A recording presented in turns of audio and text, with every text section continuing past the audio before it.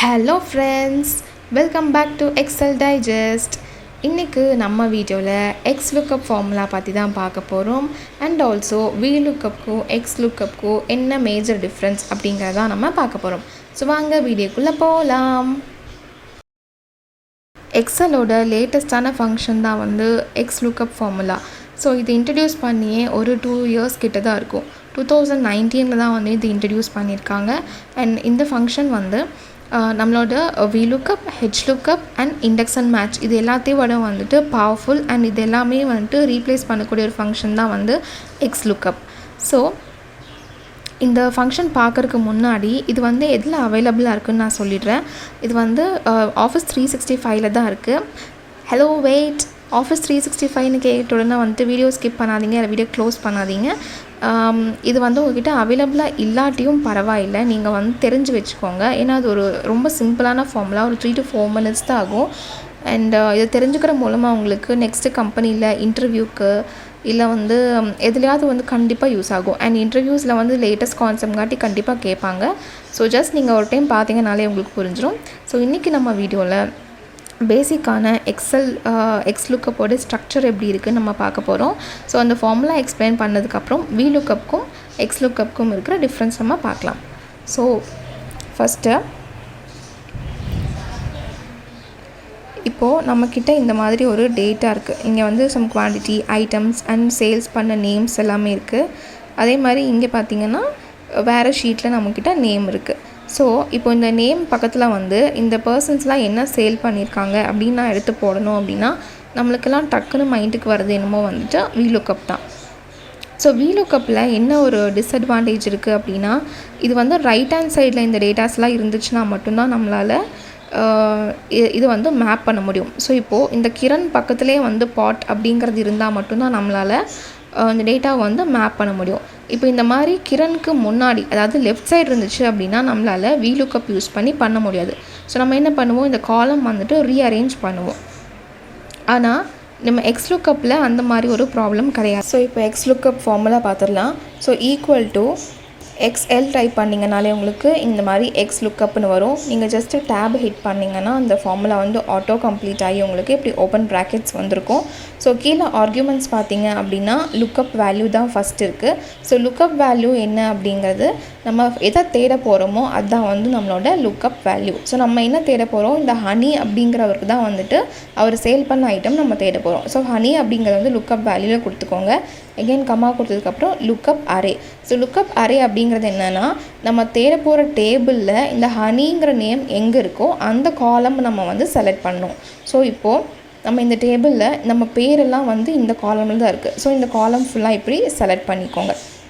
Again கம்மா கொடுத்ததுக்கப்புறம் return array அப்படிங்கிறது argument இருக்குது. ஸோ ரிட்டர்ன் அரே அப்படிங்கிறது என்னென்னா நம்மளுக்கு என்ன ஆன்சர் வரணுமோ அதுதான் ரிட்டர்ன் அரே.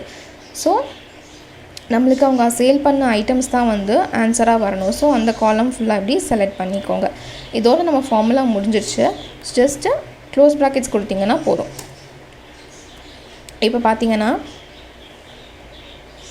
இங்கே நம்ம டாலர் போட்டு நம்மளோட செல் ரெஃபரன்ஸ் லாக் பண்ணிக்கணும், இல்லைனா நம்மளுக்கு ஆன்சர் தப்பாக வரும். ஸோ நான் எல்லா பக்கமும் டாலர் போட்டுக்கிறேன். நீங்கள் ஜஸ்ட்டு F4 கிளிக் பண்ணிங்கனாலே போதும், உங்களுக்கு எல்லா பக்கமும் டாலர் இன்சர்ட் ஆயிரும். பட் என்னோடய கீபோர்டில் F4 ஒர்க் ஆகாது.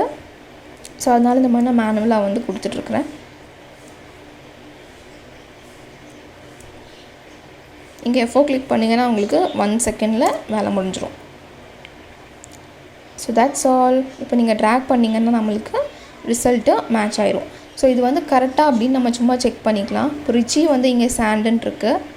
இங்கே போய் ரிச்சி பார்த்திங்கன்னா சாண்டு இருக்குது.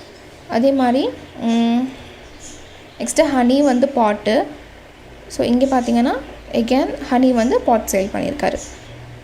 இப்போது நம்ம இந்த பிளேஸில் Xlookupக்கு பதிலாக vlookup போட்டிருந்தோம் அப்படின்னா நம்மளால் இப்போ இந்த பாட் எடுத்துகிட்டு வந்துட்டோம் இல்லையா, இப்போ நெக்ஸ்ட் நம்ம குவான்டிட்டி எடுத்துகிட்டு வரணும்னா என்ன பண்ணுவோம், நம்ம மறுபடியும் vlookup போடுவோம். அப்படி இல்லைனா நம்ம டாலர் சைன் யூஸ் பண்ணி அந்த ஃபார்முலாவை காப்பி பண்ணி போடுவோம்.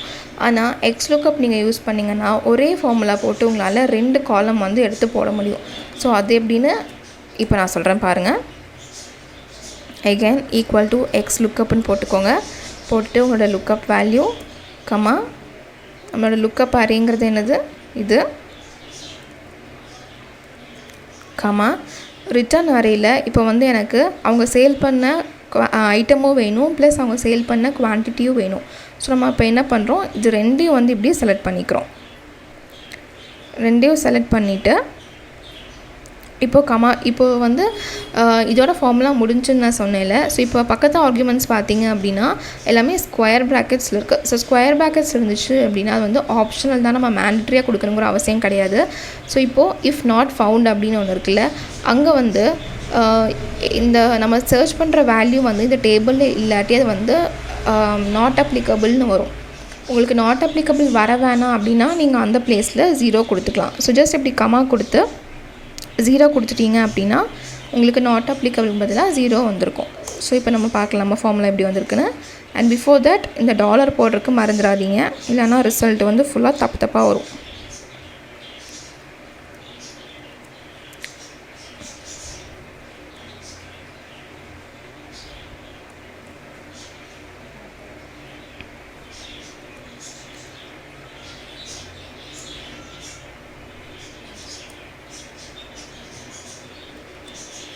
ஓகே,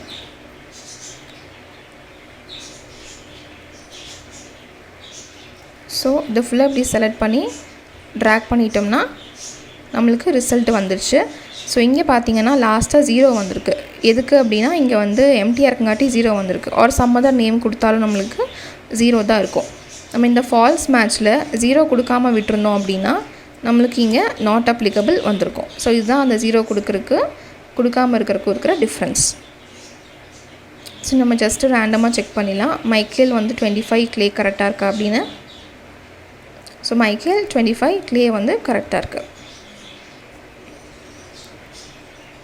ஸோ இப்போது நம்ம இதுதான் Xlookup ஃபார்முலா. ஸோ vlookup போட்டிருந்தோம் அப்படின்னா நம்ம என்ன பண்ணியிருந்துருக்கணும் அப்படின்னா ஃபஸ்ட்டு இந்த காலம்ஸ்லாம் நம்ம ரீஅரேஞ்ச் பண்ணியிருக்கணும். இந்த நேம் வந்து ஃபஸ்ட்டாக இருந்திருக்கணும், அதுக்கப்புறம் ஐட்டம், அதுக்கப்புறம் குவான்டிட்டி அப்படி நம்ம செட் பண்ணியிருக்கணும். அப்போ தான் நம்மளுக்கு கரெக்டாக ரிசல்ட் வந்திருக்கும். அண்டு அதே மாதிரி இந்த மாதிரி 2 அரே நம்மளால் சேம் டைம் எடுத்துகிட்டு வந்திருக்க முடியாது. அப்போ நம்ம என்ன பண்ணியிருந்திருப்போம், ஒன்றும் $sign போட்டு நம்ம காப்பி பண்ணி போட்டிருப்போம், இல்லைனா 2 டைம் vlookup போட்டிருப்போம். ஸோ இதுதான் வந்து Xlookupக்கும் vlookup இருக்கிற மேஜர் டிஃப்ரென்ஸ். ஸோ இன்னும் நம்ம நிறையா எக்ஸாம்பிள்ஸ் இருக்குது Xlookup எப்படி பெட்டராக யூஸ் பண்ணலாம் அப்படின்னு. ஸோ அதெல்லாம் நம்ம அப்கமிங் வீடியோஸில் பார்க்கலாம். ஸோ இந்த வீடியோ உங்களுக்கு பிடிச்சிருந்தால் மறக்காமல் லைக் பண்ணுங்கள், ஷேர் பண்ணுங்கள், சப்ஸ்கிரைப் பண்ணுங்கள். அண்ட் இந்த வீடியோ உங்களுக்கு எவ்வளோ பிடிச்சிருக்கு, இல்லை வந்து what you feel about this அப்படிங்கிறது கீழே கமெண்ட் பண்ணுங்கள். அண்ட் ஆல்சோ ஏதாவது டவுட் இருந்ததுன்னா கீழே வந்து கமெண்ட் பண்ணுங்கள். அண்ட் இது வந்து உங்கள் ஃப்ரெண்ட்ஸோடு ஷேர் பண்ணுங்கள். So that's all. Thank you for வாட்சிங்.